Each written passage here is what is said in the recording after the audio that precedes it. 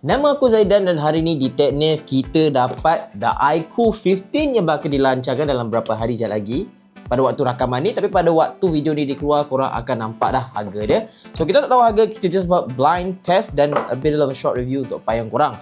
So obviously dalam kotak ni korang akan dapat The iQOO 15 dan ini dia phone dia. I think it's pretty sleek. Aku suka colour putih ni, dan kalau kau perasan dia tulis Monster inside, and you know, it looks pretty fancy lah bagi aku, cantik. Dan sebelum kita masuk dalam lagi pada phone tu, mari kita tengok apa yang korang dapat dalam kotak. So the first thing korang dapat is dia punya case. Well, it's good to know yang korang dapat satu case dengan phone korang, sebab yalah korang pun bayar kan, pun kalau boleh adalah case, and case dia bagi aku not bad. It's white, suiting dengan colour phone ni, dan bagi aku just nice. Dan korang dapat juga benda rare dalam ni, which is charging brick dan kabel yang mampu charge phone korang sampai 100 watt. So jom patah balik kepada phone ni dan kita start dengan spesifikasi dia. Dia ada Snapdragon 8 Elite Gen 5 yang merupakan Snapdragon paling latest dengan RAM variant 12GB, dan dia ada juga variant 16GB. Model yang ada kat aku dia 512GB, tapi aku tak boleh nak confirm dengan korang kalau ada 256GB punya variant. Dan untuk screen dia pakai 6.8 inci LTPO AMOLED. So korang boleh expect korang punya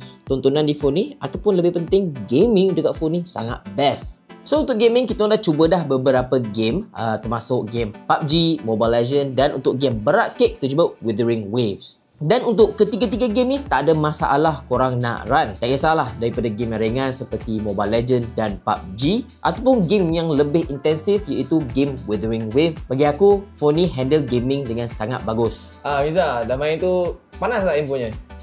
Taklah, siap dapat MVP lagi. So itu saja pasal phone ni, dan kalau korang berminat dengan The iQOO 15, bagi tahu dalam komen, dan jangan lupa follow dan buatlah apa yang korang patut dekat video ni. So kita jumpa di video seterusnya. Mata neh.